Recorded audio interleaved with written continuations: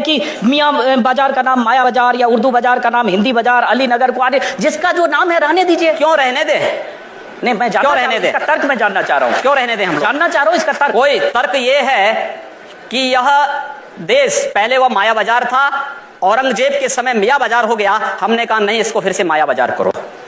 इस्लामपुर नहीं था, पहले ईश्वरपुर था, इस्लामपुर जबरन कर दिया गया। हमने कहा फिर से ईश्वरपुर करो। तो ये जो हनुमानपुर था उसको हुमायूंपुर किया गया, फिर से हनुमानपुर किया गया। बहुत अच्छा, कोई बुरा नहीं किया। अगर किसी विदेशी आक्रांता के द्वारा किसी विदेशी आक्रांता के द्वारा किसी कालखंड में कुछ ऐसा कार्य किया गया है, उसको बदला जाना चाहिए। यह देश की सांस्कृतिक आजादी की लड़ाई भी है। सही बात है। तो आप ताजमहल का नाम राम महल कर सकते हैं। क्यों नहीं करेंगे?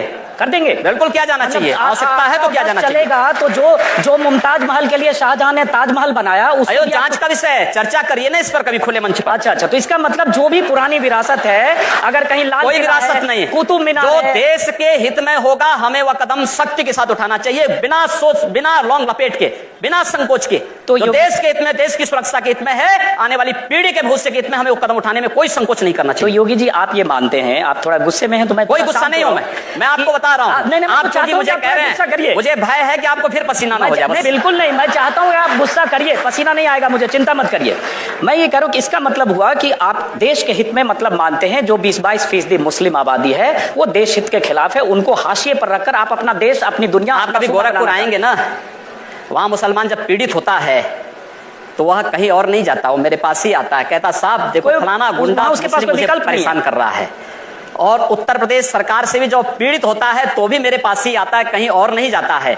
अकेले सांसद हूं जो 2-3-4 घंटे पब्लिक के लिए खुले उसमें बैठता हूं, कोई सुरक्षा नहीं, कोई तामझाम नहीं, कोई भी आए अपनी बात कहें, और फिर अगर बातचीत से मानेंगे ठीक, नहीं तो आंदोलन का रास्ता वहां तय होता है। हर एक व्यक्ति की सुरक्षा और हर एक व्यक्ति का विकास आपको देखना गोरखपुर में जाकर के। एक बार इसको ये बोलेंगे, हर एक व्यक्ति मतलब हिंदू हो या मुसलमान, जो भारत का नागरिक है, जो भारत का नागरिक है वो हमारा नागरिक है, उसमें जाति मत और पंथ कहां की बात आती है? जब अरे मैं सनातन हिंदू धर्म का उपासक बदलना चाहते हैं, सनातन हिंदू धर्म का उपासक हूं, सर्वे भवन्तु सुखिनः सर्वे सन्तु निरामया की बात करता हूं।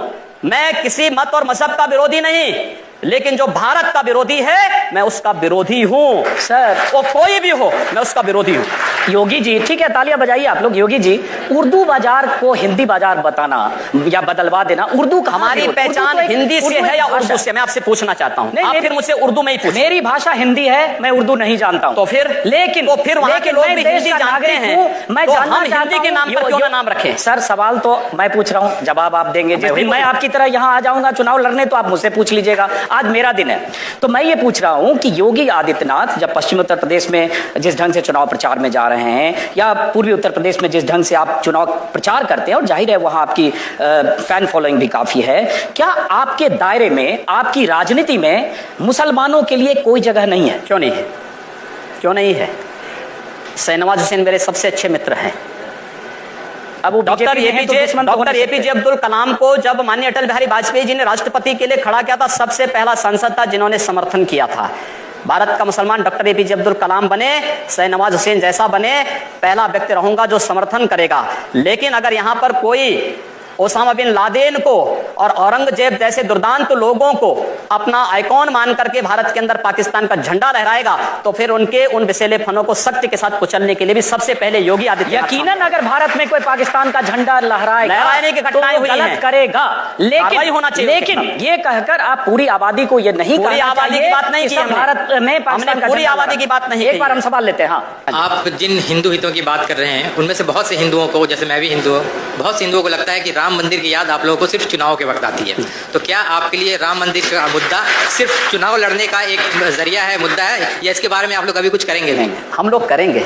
मैं कल ही रायपुर में राम मंदिर का उद्घाटन करके आया हूँ। भगवान राम का ननिहाल है और भगवान राम के ननिहाल में राम मंदिर का निर्माण हो चुका है, और ज्योतिषीय जो गणना है वो ये बताती है कि भगवान राम के ननिहाल में मंदिर का निर्माण अयोध्या में राम मंदिर के निर्माण का मार्ग प्रशस्त करेगा। लेकिन योगी जी जो उन्होंने सवाल, लेकिन तारीख नहीं बताएंगे। मंदिर भी बनेगा और समय आने पर तारीख भी बताएंगे। लेकिन योगी जी ये जो सही कहा, उन्होंने सवाल पूछा कि राम मंदिर की बात चुनाव के ठीक पहले होने लगती है। जैसे अभी चुनाव की तारीखों का ऐलान हुआ, केशव मौर्य जो प्रदेश अध्यक्ष हैं उनकी तरफ से आ गया कि उत्तर प्रदेश में बहुमत की सरकार दो तो राम मंदिर बनाएंगे। जैसे बहुमत की सरकार मिलकर सब 2/3 विधायक जाकर वहां सीधे मंदिर बना देंगे। जब आपकी केंद्र में बहुमत की सरकार है, जब बड़े नेता बात करते हैं तो कानून तय करेगा, लेकिन जब चुनाव आता है तो आप हो या केशव मौर्य फिर राम मंदिर के तो धैर्य रखिए। मैं समझता हूं राज्य सरकार की बड़ी भूमिका है। 1986 में जब अयोध्या में राम जन्मभूमि का ताला खुला था तो कोर्ट ने राज्य सरकार से पूछा था कि लॉ एंड ऑर्डर को आप बनाए पाएंगे। राज्य सरकार ने लिख के दिया। मैं श्रद्धांजलि दूंगा स्वर्गीय वीर बहादुर सिंह जी को, जिन्होंने उस समय राम मंदिर के इश्यू को लेकर के, और स्वर्गीय प्रधानमंत्री श्री राजीव गांधी जी को, जिन्होंने 89 में अयोध्या से कांग्रेस के चुनाव प्रचार का शुभारंभ किया था। और मैं धन्यवाद दूंगा राहुल गांधी को कि राहुल गांधी अपने पिता का अनुसरण करते तो संभवतः कांग्रेस की दुर्गति नहीं होती। सवाल वो नहीं है स्वामी जी, सवाल ये है जैसे आपने कहा कि राज्य सरकार की भूमिका होती है, बड़ी महत्वपूर्ण। तो एक मैं सुन लीजिए, राज्य सरकार की भूमिका अगर होगी तो एक अमित शाह ने, जो पार्टी के राष्ट्रीय अध्यक्ष हैं, उन्होंने कुछ देर पहले मैनिफेस्टो जारी किया, कुछ दिन पहले आप भी मंच पर थे। उस मैनिफेस्टो में बहुत सारे वायदे हैं, वही वायदे पूरा करते करते शायद 5 साल में पूरा ना हो, तो आप वो वायदे पूरा करेंगे जो मैनिफेस्टो में दिया, या जाकर मंदिर बनवाने जाएंगे वहां जहां कानूनी मामला कोर्ट में? मंदिर भी बनेगा और ये विकास के सारे कार्य भी होंगे।